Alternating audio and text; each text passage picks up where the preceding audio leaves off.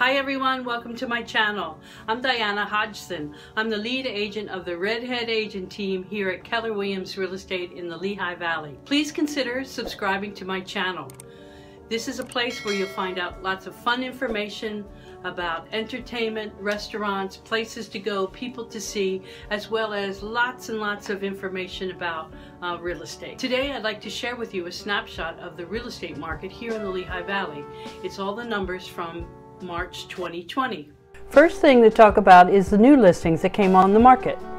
As you can see, in 2019 there were 959 listings that came onto the market compared to the 722 this year in March.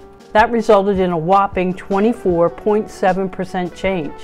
What this means to you as a home buyer is that there are less properties to look at in your price range, and you have more competition with other active buyers looking to purchase the same property. As a seller, this means that the market is ripe for you to list your home with me and get it sold.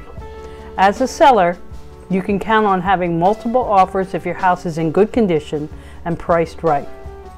Next up is closed sales, or properties that have sold. As you can see, the number for 2019 shows that 609 properties sold last year in March. This year, only 554 properties sold, which produced another change of about a 9% difference.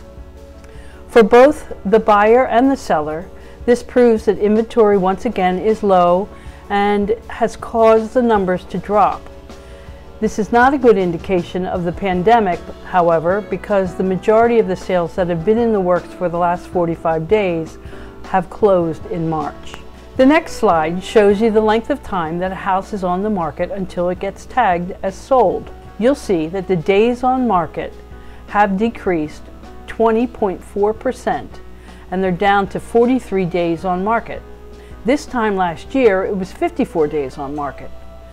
The number is a reflection of the lack of inventory and the lack of competition. So, there are a lot of buyers in the market without enough inventory to choose from. One tip that I would give a buyer is to be sure that you're pre-approved for a mortgage before you go looking. You need to be ready to make an offer as quickly as you can, and without a pre-approval you won't be able to write that offer. The average sale price has risen by 6.5%, which is a great thing if you're a seller. The new average price is $238,350, which is up from $223,812 last year. As a buyer, rising prices are just more proof that the market is really hot and that you have to make a decision quicker rather than later. It also means that there isn't much room for negotiation if prices are continuing to rise. The next slide hasn't changed much over the last 5 years. The percentage of the list price received by a seller is now at 98.7%. Over the last 5 years, this number has always been around the 97 or above price range. It's good for sellers and a tough negotiation for buyers, but there are ways to get you a house at the right price. The next slide shows that the inventory is shrinking.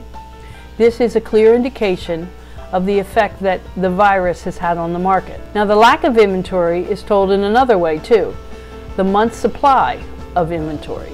At this point in time, we have 1.4 months supply of inventory if we continue to sell at the current rate.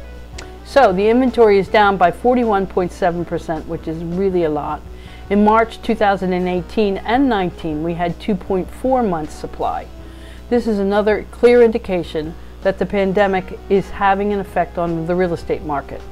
To have an even market, it should be about 6 months supply. That would mean that the buyer and seller both have a really great time to have enough time to get their property sold. If you'd like a free copy of my brochure called 11 Things You Need to Know to Get Yourself Through a Home Inspection, please click the link below. If you've enjoyed this video, I hope you give it a great big thumbs up. We'd love to hear from you. And if you have any comments or questions, put them in the comments below. In the meantime, stay safe, be well, wash your hands.